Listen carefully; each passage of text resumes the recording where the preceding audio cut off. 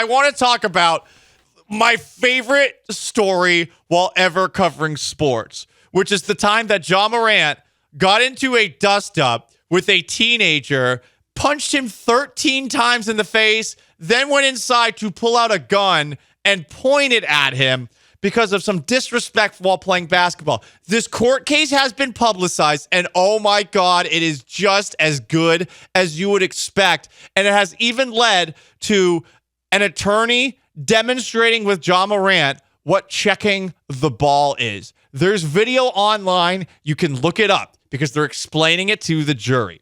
So Ja Morant says that it all started when the teenager, Holloway, set the ball at Ja's feet. Said Ja, that's disrespectful. Setting the ball at your feet in a check ball situation is disrespectful. So this is part of his defense. He is right. It is disrespectful. That's why you do it, is to disrespect him. That doesn't mean you can punch him 13 times and then go into your house and get a gun. But, I do get what he's saying, is that, that is an antagonistic move. I don't think it's that antagonistic of a move, though. No, but it is again, it's not worth punching him 13 times and then going and getting your gun. I always roll the ball on a check. Yes, you're an antagonistic person. Well, sorry I care. Sorry, Holloway. Sorry, cares. I play defense. Good point. See, Holloway's done nothing wrong to this point. Yeah, but it is a normal basketball antagonist. It's not even something worth getting mad about in a basketball sense. It's definitely not worth whatever happens next. Well, let's keep reading Ja Morant's defense of his actions, because surely at some point we'll find something that led to him punching a teenager 13 times in the face, then going back inside and getting a gun and pointing the gun at the teenager, who was again a teenager.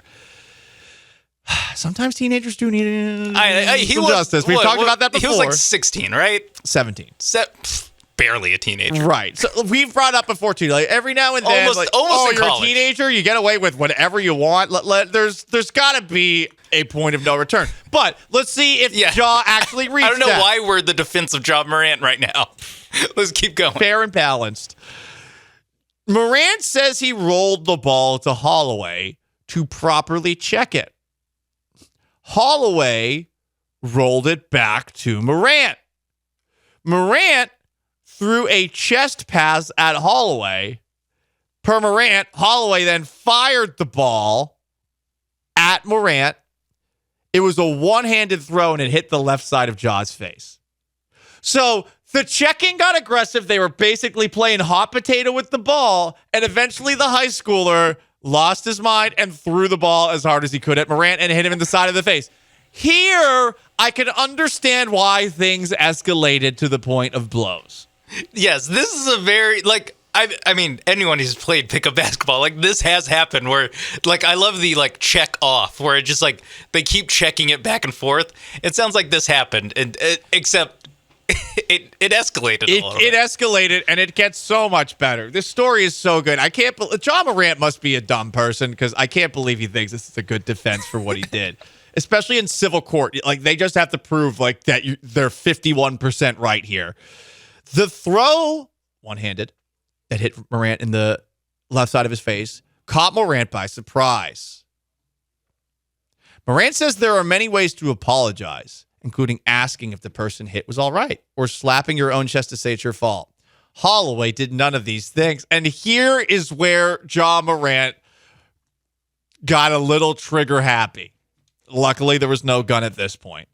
But imagine somebody blowing somebody away in the middle of the street with a 9 or something like that, saying that they acted in self-defense because of this. This is why Ja punched. Him pulling up his shorts, where I'm from, says Ja, that's a fighting stance.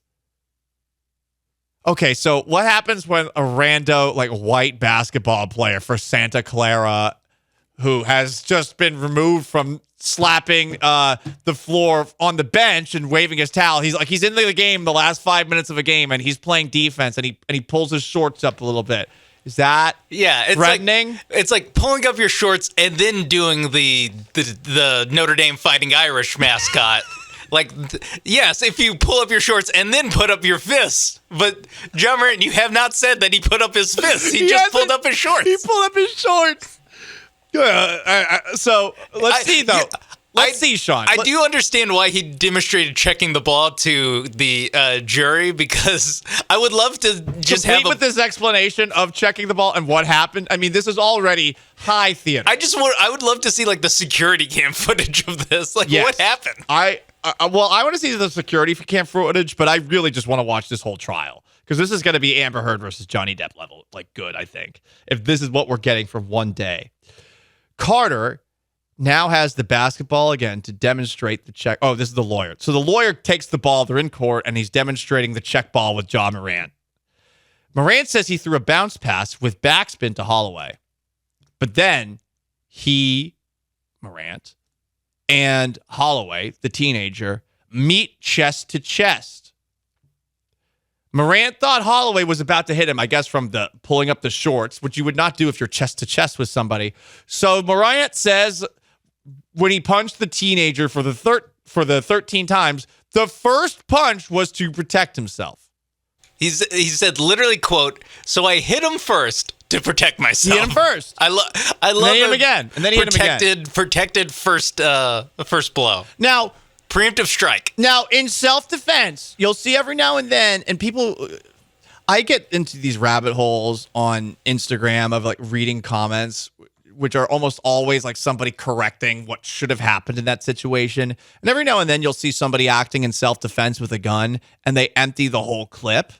You are supposed to do that because if you're going to use the gun in self-defense, you are trying to make sure that that person has no ability to get back up and perhaps create further harm to you. Obviously, it's a little bit different if you're a police officer or something like that, but that is supposedly what you're supposed to do based off of stand your ground and all that. I don't know a damn thing about it. I've never stood my ground, in case you couldn't believe me on that front. But when you're punching somebody, I'm imagining it's different.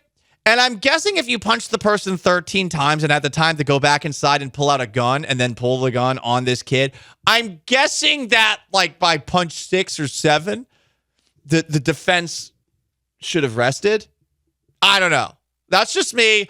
I can't wait for more details from the trial against Ja Morant for punching a teenager 13 plus times and then pulling a gun on him at a pickup basketball game after checking the ball escalated. One-handed. The last check it's also was one-handed can be like one-handed like this, Paul, like just like a flick of the wrist, one-handed. Like, you can still throw it hard, or it could be like a baseball pass one-handed at him. I doubt it was the second one. I think it was most likely like a one-handed, like a hard flick, but still a flick. I doubt he flicked it. I bet he chucked it. I bet he shouldered it, like, and threw it like a football. Yeah, I bet he football passed it.